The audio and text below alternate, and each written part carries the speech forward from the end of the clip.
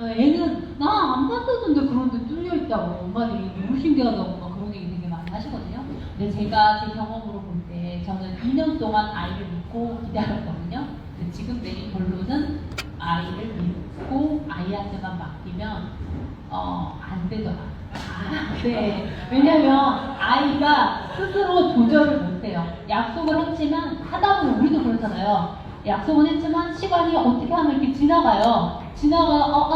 이렇게 되거든요. 그래서 지금도 그래요. 지금도 하루에 저는 1시간 반만 쓰기로 했는데 저녁에 가서 이렇게 보면 3시간 한 달도 있고 뭐 이러면 정말 내가 언제까지 화를 내야 너가 이걸 할래 이렇게 하면서 이제 이야기를 하는데 제일 좋은 방법은 뭐 가장 이상적인 방법은 아이가 스스로 정해놓고 정해진 규칙을 지키는 거겠죠, 같이. 그렇지만 그게 안 될 때는 저 같은 경우에는 좋아하는 것을 좀 소거하는 편이에요. 그러니까 너가 행동한 것에 대해서 책임을 져라라고 이야기하는 편이거든요. 그래서 예를 들어 내가 1시간 반을 하기로 했는데 2시간 반을 했어. 그러면 다음 날은 너는 30분밖에 못한다. 이렇게 줄이기도 하고 저희 아들 같은 경우에는 학교에 아침에 가서 10분 동안 10분 동안 애들이랑 게임을 하는 거예요. 그 시간이 너무 꿀 같은 거예요. 애들하고 딱 다 앉아가서 선생님 들어오기 전에 학교 일찍 가서 10분 동안 이렇게 하는 게 너무 꿀 같은 거예요. 그러면 너가 약속을 안 지킨 날은 그 게임을 못한다 라고 하면서 그 게임 이걸 잠가놔요. 잠가놓으면 아이가 그 게임 너무 하고 싶거든요. 자기만 못하니까. 그러면 조금 조절이 되고 하더라고요. 6학년이면 이제 시작이에요. 제가 고3 어머니를 만나봤는데 고3이면 되게 안 그럴 것 같아요. 고3이면 되게 뭐 옛날에 푸즈폰 쓰고 그랬다고 그러잖아요.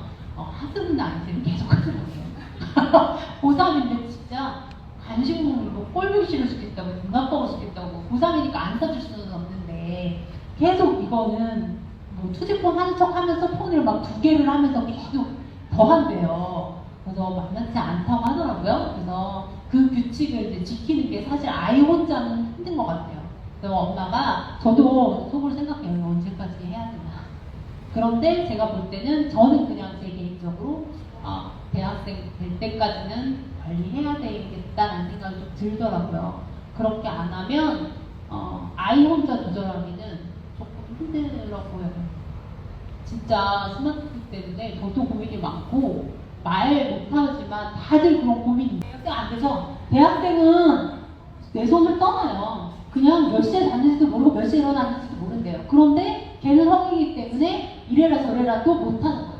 내가 성인인데 엄마가 왜? 라고 하기 때문에 적어도 성인이 되기 전까지는 그래도 내가 경제적 주도권을 갖고 있으니까 좀 컨트롤이 되잖아요. 그때까지라도 좀 해줘야 되겠다라는 생각이 들고 네, 앞으로 좀 이 문제가 더 심각해지지 않을까라는 생각이 들어서 아이들이 제가 또 이렇게 말씀드리기가 극적극적 좀 민망한데 아이들 문해력을 위해서 제가 책도 썼거든요. 뭐냐면 중등 필독 신문이라는 게 있어요. 그런 책은 짧아서 제가 왜 썼냐면 짧은데 비문학이에요. 그래서 그거를 읽고 나서 어떻게 생각할지 생각의 방법을 알려주고 그리고 나서 질문을 해요. 거기에 대답을 하는 책이거든요. 문해력이라는 게 결국은 예전부터 들어온 거 아시죠? 다독, 다작, 다상량이에요. 많이 읽고 많이 생각하고 많이 쓰면 늘어나는 거거든요. 그런데 아이들이 긴 지문을 못 읽잖아요. 그래서 꼭 제 책이 아니더라도 짧은 지문들을 읽어가면서 분석하면서 이런 연습들을 자꾸 해주는 게 좋고요. 또 문해력보다 사실은 좀 걱정이 되는 게 청해력이에요. 아이들이 이게 뭔가 긴 이야기를 듣고 그거를 소화를 못하는 거예요. 그래서 누군가 그랬죠. 아이들은 부활 같은 이 세대는 부활 아니죠? 그런 고전을 읽어낼 능력이 없다.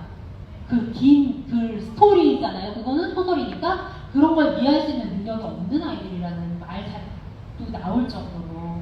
그래서 청해력이 좋은 아이들이 그 문해력도 좋거든요. 이야기를 듣고 나서 자기가 이렇게 정리를 할 수 있으니까. 그래서 그런 좀 뉴스 같은 거를 듣고 나서 아버님은 되게 뉴스에 박학다식하시잖아요. 그쵸? 모든 세상의 아버님은 뉴스에 박학다식해요.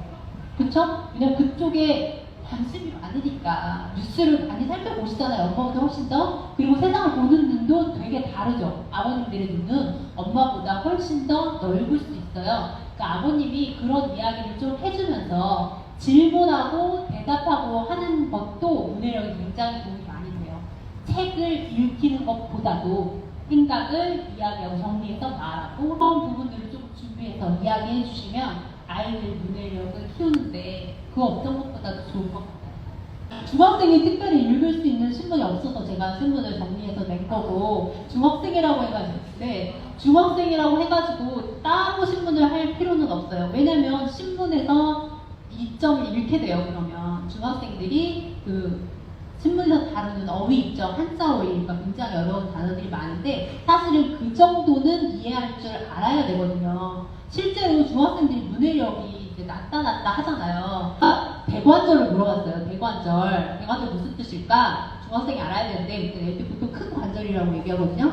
저희 아들이 명절하는 경우 명절 아니네요. 그래서 그러면 시나브로 옛날 어렸을 때 배운 거 생각나시죠? 시나브로 무슨 뜻이야? 그랬더니 아이가 시나브로 왔어?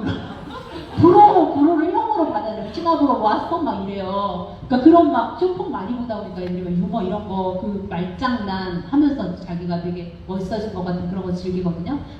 그게 다 한자어휘가 되게 부족해서 생기는 일이니까 따로 어른 신문을 보게 하는 게 좋아요. 근데 애들이 되게 웃긴 게 자기들은 뉴스도 많이 안다고 생각하거든요. 근데 다 아는 게 뭐예요? 막 그런 연예인 뉴스, 아이돌 뉴스, 그 다음 막 얼토당토하는 막 이상한 뉴스들을 많이 보면서 스마트폰으로 본다고 착각을 하는데 그래서 부모님들이 조금 요즘에 이슈가 되고 있는 그런 뉴스들 있죠? 그런 것들을 같이 이렇게 공유하면서 보시면 따로 중학생은 따로는 안 해도 되고 그 뉴스들을 보면서 모르는 어휘들도 자꾸 만나게 해줘야 어휘가 되니까 그렇게 하시면 좋을 것 같아요.